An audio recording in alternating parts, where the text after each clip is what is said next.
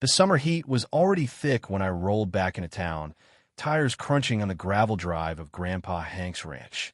The place was a stubborn patch of freedom, carved out long before the cul-de-sacs and manicured lawns of the nearby subdivision sprouted up.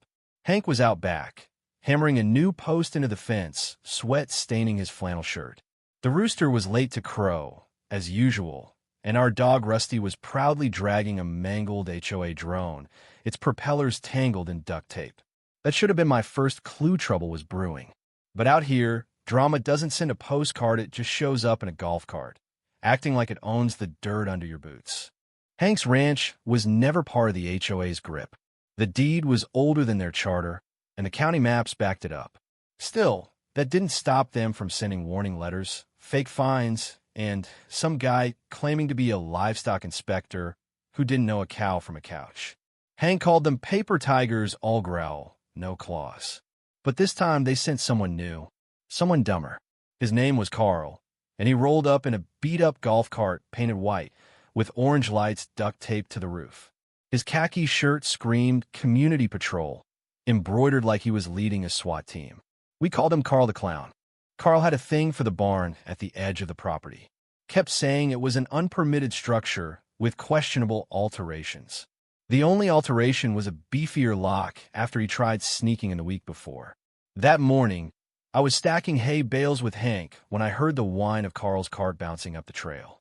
He didn't bother with the gate just parked by the fence, grabbed a clipboard and a camera, and strode through the field like he was the king of the county. I yelled for him to stop, but he flashed a laminated badge and barked, "I'm investigating a report of illegal animal housing. Your barn's hiding something, and I've got the authority to check." Hank wasn't far off. He heard Carl's voice, sharp and smug, and saw him climbing the fence instead of using the gate. He didn't yell, just muttered, "Time to learn, boy." I tried to warn Carl as he marched toward the barn. "Don't go in there," I said. "There's a bull inside, and he ain't friendly." Carl snorted. "You think I haven't dealt with livestock violations before?" He pushed open the creaky barn door, camera flashing into the dusty dark. That's when Hank stepped up, slid the heavy lock across, and clicked it shut. We stood there, quiet as stones.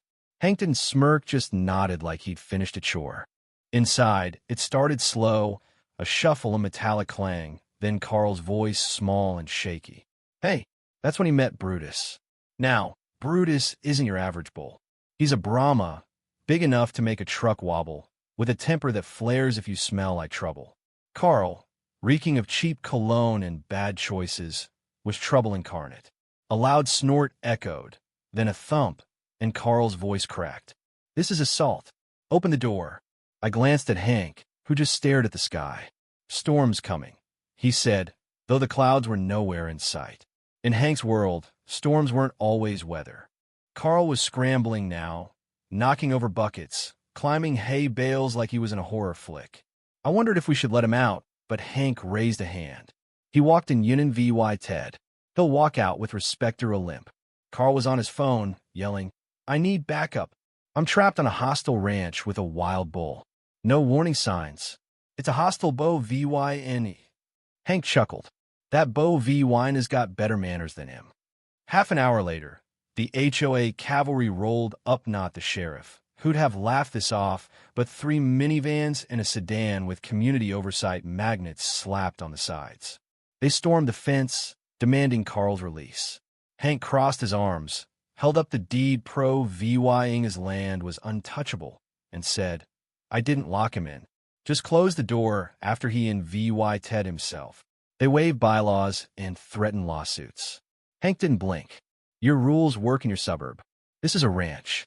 Different laws, different bulls. One of them tried climbing the fence. Hank pulled out his phone and started recording. "Do it again," he said. "I'll make you a star." Inside, Carl was still alive, but barely. A crash, a bellow from Brutus, and another panic shout. I turned to Hank. "Should we step in?" He shrugged. Let him stew a bit longer. Then headlights cut through the dust a county sheriff's cruiser. Deputy Clark stepped out, took one look at the scene, and sighed. "Let me guess." He didn't knock. Hank nodded, walked in like he owns the place. Clark strolled to the barn, key in hand, and called out, "Car, you good?" A frantic voice answered.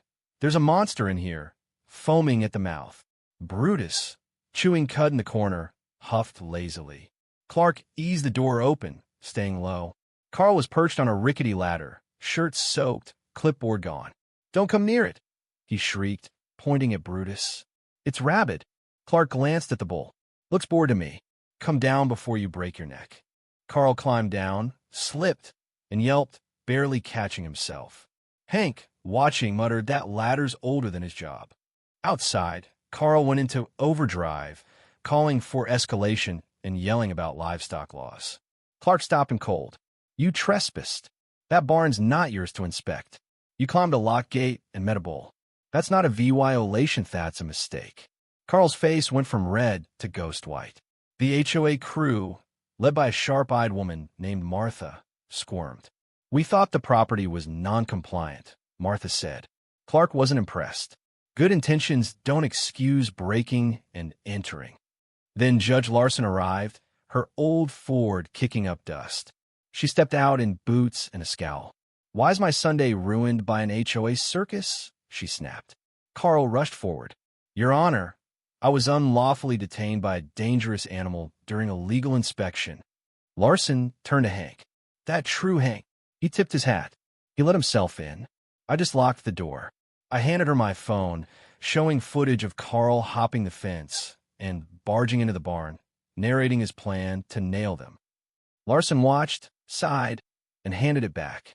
Nothing's out of context when you confess on camera. She straightened up. Carl's under re-VYEW for trespassing and overstepping his role. Any HOA citations on this land are void. The HOA crew froze like kids caught cheating. Carl mumbled, climbed into his cart, and nearly tripped when the rooster crowed behind him. Hank and I bit back laughs as he peeled out, ego bruised worse than his khakis. That night, we sat on the porch, stars blinking above. Brutus grazed calmly, like nothing had happened. Hank sipped his tea. That bull's got more patience than me.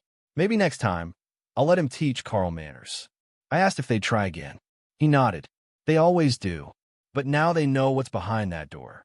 The next morning, Deputy Clark called. Check your email. Carl's filed a complaint, says you assaulted him with a bull. Hank snorted.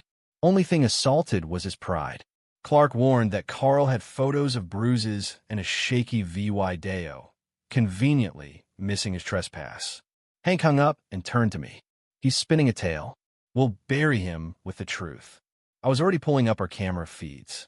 By noon, an envelope arrived at the gate, delivered by a nervous HOA kid. It was a demand for a reinspection in 2 days, citing ongoing violations. Hank held the letter like it was trash. They're not after the barn. They're after their dignity. Carl had been humiliated, and now he wanted revenge. So we got ready.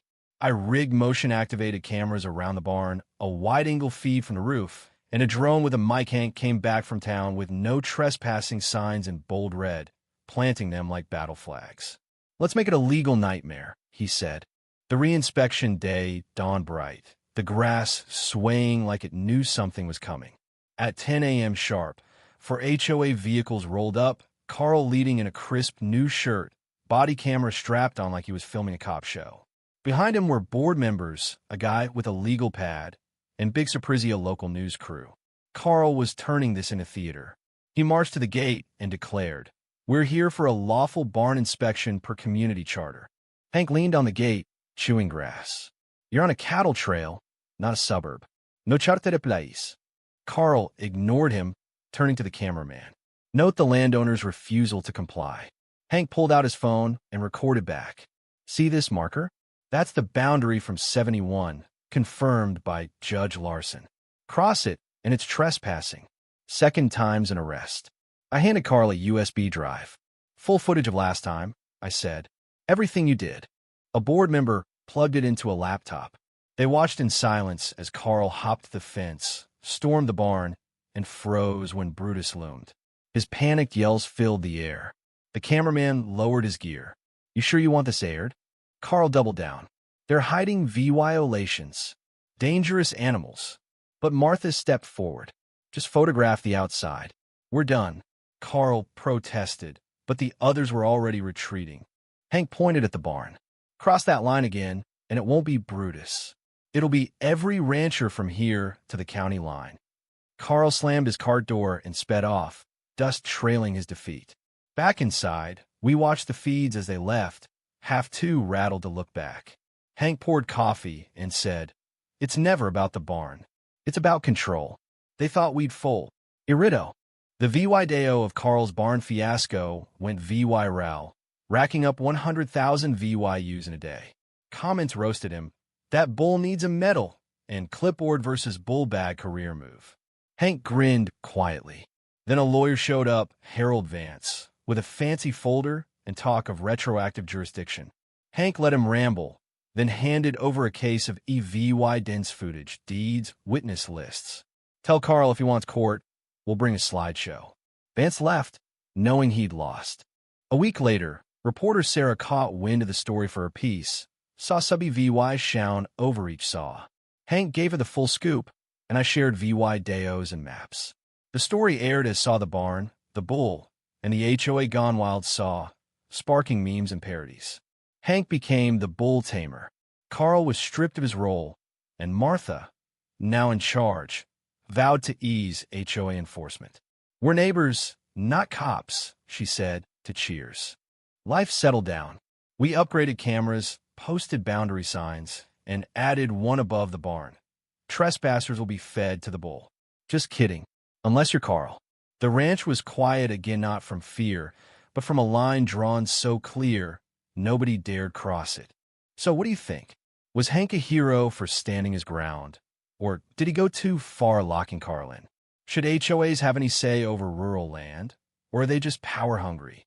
Drop your thoughts below, smash that like button, and subscribe for more wild stories.